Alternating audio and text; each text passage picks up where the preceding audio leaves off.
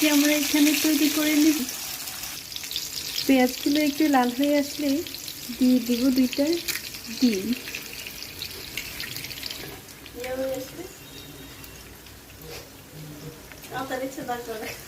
ডিমগুলাকে হালকা গুলিয়ে নিব, ডিমগুলাকে হালকা নাড়িয়ে নিব যেন এগুলো একটু ভাগ ভাগ হয়ে যায়।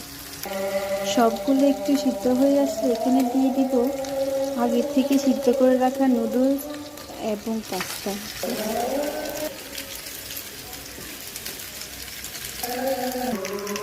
তারপরে নুডলসের মশলাগুলো দিয়ে দিব। আপনারা চাইলে আপনাদের ঘরে এক্সট্রা যে মশলাগুলো থাকে সেগুলো দিয়ে রান্না করে নিতে পারেন। এখানে আমি যেহেতু পাস্তা এবং নুডলস একসাথে নিয়েছি, নেড়ে নিব মশলাগুলো।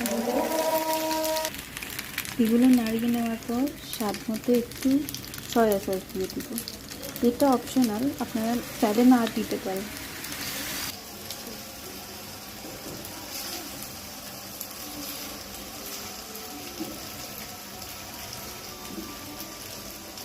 আজকে আমাদের বাসায় মেহমান থাকার কারণে এখানে আমি পাস্তা এবং নুডলস একটা নতুন রেসিপি ট্রাই করছি। ট্রাই হয়ে আসার পর আমরা চুলাটা বন্ধ করে দিয়ে একটু নেড়ে চেড়ে সার্ভ করে দিব।